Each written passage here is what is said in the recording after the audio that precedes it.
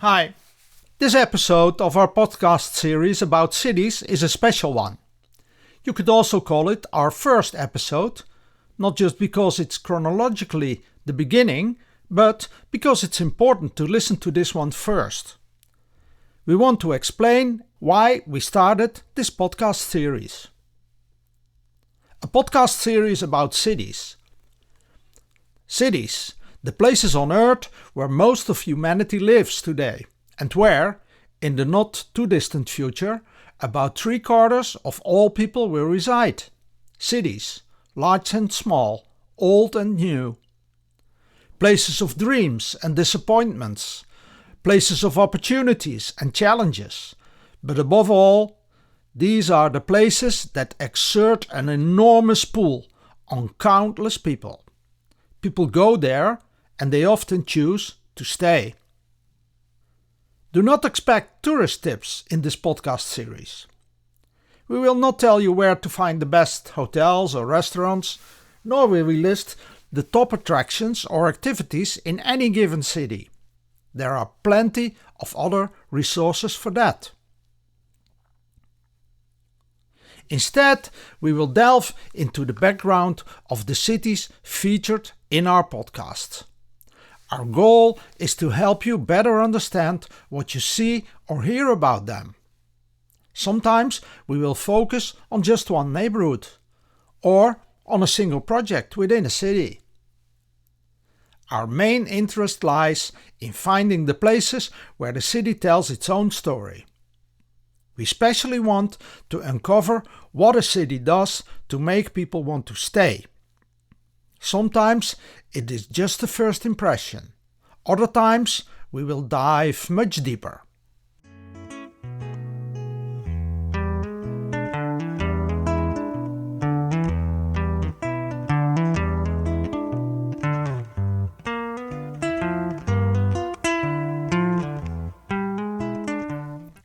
We are convinced we need a new perspective on cities. A city's appeal is not something to be taken for granted. We aim to understand what truly makes a city attractive and how to ensure that attractiveness is sustainable. Our most important starting point is this. Across the globe, far more people should have the opportunity to stay where they are. This is crucial to stop the brain drain and build a world where talent can flourish everywhere without being forced into unnecessary migration. We believe that the current approaches to urban development and especially to migration are simply not sustainable. Let's start with the facts. Since the invention of the train and the steamship in the first half of the 19th century, it has become possible for a large part of the world's population to simply move. The ability to travel over larger distances, alone or with your family, has completely reshaped our planet. Firstly, there is a constant flow of people to cities, from rural areas to the nearest urban center. That is urbanisation. Secondly, there is the preferential migration, where people travel much greater distances to live in or near a city that truly appeals to them. Both movements have increased enormously since the advent of modern transportation. So much so that the majority of the world's population now lives in cities. According to the World Bank, which tracks these figures, the trend will continue to grow over the next 20 years, until approximately 75% of the global population will reside in urban areas. But who are these people? Who are these migrants, really? And that is a profoundly important question. How you view this issue often depends on your political leanings. Talking about migrants, some people immediately think about people fleeing war or other forms of hardship. And of course, these are migrants, and many of them can be asylum seekers. You might even hear them called fortune seekers. And for a large part, there are also migrant workers. Others say that for the largest part, these migrants are expatriates. We could easily devote an entire podcast to the actual figures as published in the United Nations World Migration Report. However, one fact you rarely hear mentioned is that the vast majority of these individuals are between 15 and 35 years old. Migration primarily involves young people and young adults. Their migration rate, 12% to 15% each year, is many times higher than that of the other age groups. Generally, people under 35 are more likely to move or migrate with the aim of settling somewhere, while those over 35 tend to travel for shorter periods. So, it is the group between 15 and 35 that truly makes or breaks cities. The key questions are: what drives the massive movement, and why are certain cities more attractive than others? And our first very simple answer is this: education. Every parent wants the best for their children. And the city, with its schools, colleges, universities and other educational institutions, offers access to that knowledge. It is the gateway to a better future. This holds true for everyone. But for women, minorities and all other disadvantaged groups, education is the key to emancipation, the crucial first step towards a life with more opportunities and greater autonomy. Without education, without all possible training programs and universities, nothing will truly succeed. A city without robust educational opportunities simply cannot survive. But there is a crucial caveat here. If a city cannot retain its educated people, they will leave again. And that is precisely why we see such enormous differences between cities, even within the same country, where, on average, the quality of education is comparable. Some cities flourish, while others shrink. So, it is not just about attracting and training talent, but most importantly, about retaining it.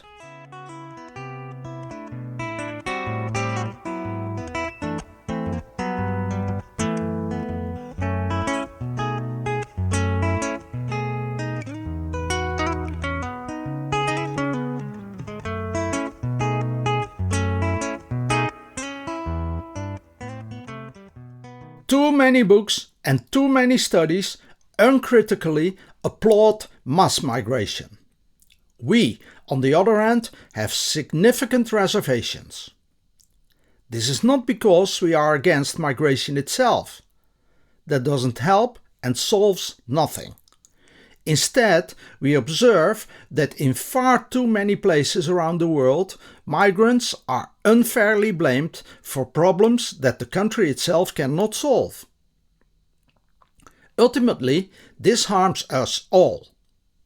It is essential to dispel the myth that migrants cause all problems. But to suggest that we should unconditionally welcome mass migration, that goes much too far. Because where does it end?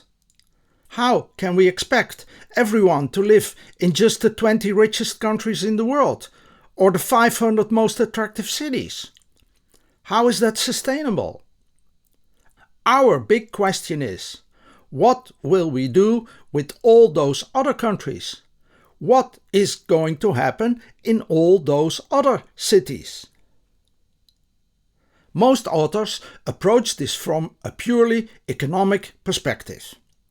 The migration debate is largely dominated by economists and, to a lesser extent, by gut feelings. It is often claimed that receiving countries simply need migrants to maintain their prosperity. It is also said that this benefits countries of origin, because migrants send money back home. First we have stripped these countries of their raw materials, and now we are going to strip them of their talent. Great idea! But can this really be true? If the smartest, most ambitious, or most creative young people are leaving their cities or countries worldwide, then something is fundamentally wrong. Those countries lose knowledge, administrative capacity, reliable civil servants, human capital, innovative power, tax revenue, and an entire generation that could have helped their societies advance. Take Italy, for example. It is one of the most visited and admired countries in the world. You would think everybody would want to live there. Yet, every year more than 100,000 young Italians leave their own country. And that is a huge loss for a nation already struggling with an aging population. We see the same phenomenon in the South Bronx, a New York neighborhood with 700,000 inhabitants, which, in my view, is a city in itself. Someone born there, who attends university, often cannot return to the Bronx because job opportunities simply do not exist. And if opportunities are created, they are labeled gentrification, which most people say must be combated. But we do not have to look as far as New York, a city with enormous appeal for so many. The same thing happens in Amsterdam, where, if you become successful, you often do not continue to live in New West or Bijlmermeer. Most migrants would much rather be travelers. They would prefer to share the opportunities they have found elsewhere with their families or neighbors at home. But they are not there, and there is a reason for that. We say urbanization is fantastic. Everyone should have access to education. But we should not condone mass and unnecessary migration. It is already bad enough that millions are forced to leave their countries due to persecution, the desire for education, or differing political views.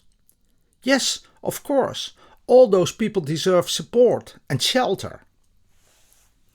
But the most important principle should be that every person has the opportunity to develop and build a good life where they are, in or close to their own city and culture.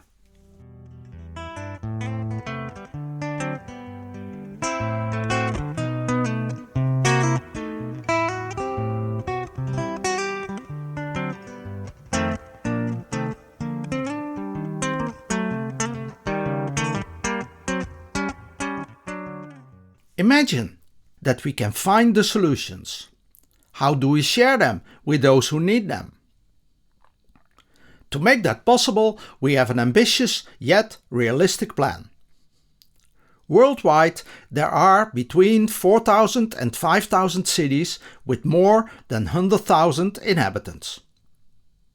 We assume all these cities offer some form of training and higher education.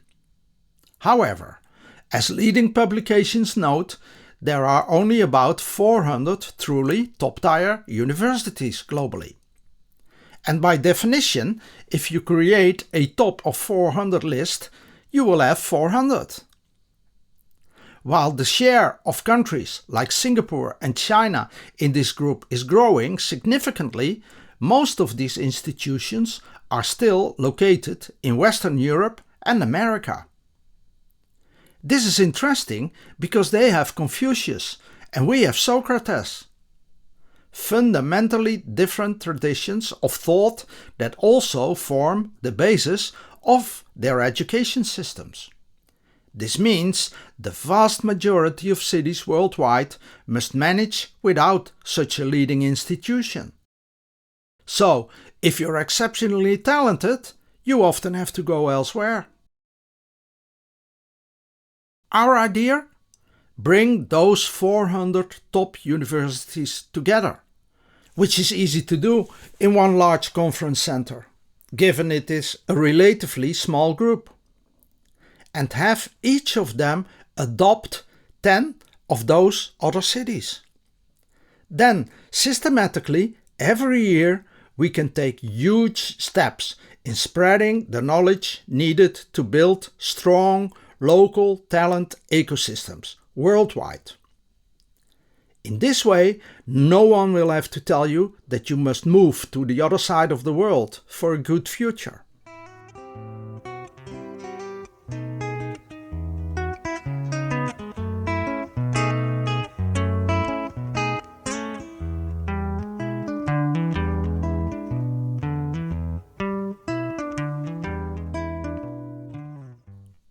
This naturally brings us to the crucial question: what defines an attractive city?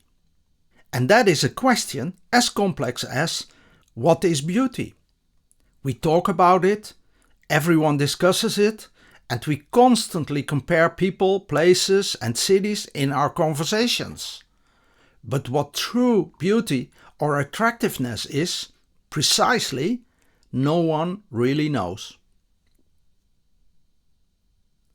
Not so long ago, you will have likely said that a city's attractiveness revolved primarily around work. Of course, having a job is important. But for those aged 20 to 35, are not a vibrant nightlife, good sport facilities, and especially the opportunity to find a life partner and build a social life just as crucial? Richard Florida said it, and we will echo it. Companies go where they can find the people they need. What we once called personal affairs is now human resource management. And for any company that wants to grow or survive, it is the most critical department. With economic changes, the quality of life in a city has become far more important than the mere availability of work. In Siberia, there's plenty of work, but the quality of life? That really is a completely different story. Far too many politicians want to cling to the belief that everything should remain as it was, and that we can somehow return to that past state. They call for the return of manufacturing, as if we were still living in the last century. Do you know the production costs of an iPhone? It's a mere fraction of its retail price. The value no longer lies in raw labor or assembly, but in design, software, marketing, distribution. All things that demand knowledge and creativity, not just simple factory work. That knowledge and creativity thrive in urban ecosystems. Nowadays, you cannot expect to find a permanent job in your 30s and then stop all further training until retirement. That is simply no longer feasible. All of this leads to our central message. We should not view the city as a simple machine controlled by a few buttons. That functionalist worldview was conceived in the 1920s and 30s and then implemented globally after the Second World War. This largely led to the separation of all urban functions. The idea was just build more roads, more airports, and above all, lots of houses, and everything will be fine. By now, we all know this approach no longer works, if it ever did. The city is an ecosystem. The city that all those people from those houses, in those cars, and on those planes love to visit is only truly appealing if it operates as an ecosystem. A a sprawling monofunctional residential area, a suburb reachable only by car, an industrial estate, or worse still, a tourist trap? Nobody finds that attractive. Just as in any natural ecosystem, attractiveness is never one-dimensional, never easily measurable, never simple. There is also never just one solution or one cause. Everything is interconnected. Education, work, culture, green spaces, housing, social life, politics. We simply cannot avoid this complexity. In that respect, there are no simple solutions.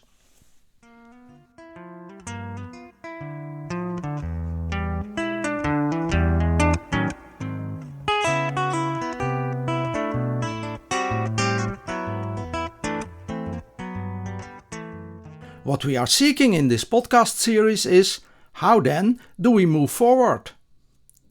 With the ecosystem concept in mind, how can we make cities, districts, neighborhoods attractive enough to retain talent sustainably? How do cities achieve this? What can we learn from all the successful transformation projects everywhere in the world? What should those 400 top universities do to share their knowledge with the thousands of other cities? How can they help all those other cities succeed? We will continue to produce episodes about specific cities: Madrid, Warsaw, New York, Helsinki, Dortmund, Budapest, Recife, Kiruna. We will discuss transformation projects such as Westergasfabriek in Amsterdam, Amscher Park in Germany, and Bilbao in Spain. We will create episodes that delve deeper into the elements of the urban ecosystem: education, water management, housing, green spaces, sports, culture. We will produce episodes addressing the how question. How do you approach something like this? How does an ecosystem work in practice? What truly makes something attractive? How does time play a role, and what is liminality? Who should devise the solutions and who should implement them? And we will also explore the how and why behind functionalism. How could such a limited view of the city fundamentally alter the appearance of virtually every city in the world? There is a lot at stake. All over the world, we are seeing political parties opposing migration gain ground, becoming the largest or gaining enough influence to control the entire discussion. Also, globally, universities and academics are being portrayed in a negative light. It is as if Pol Pot with the killing fields and Mao Zedong with the Cultural Revolution have simultaneously risen from their graves. It is high time to craft a positive, realistic and in-depth narrative about the future of the city and the talent every city needs.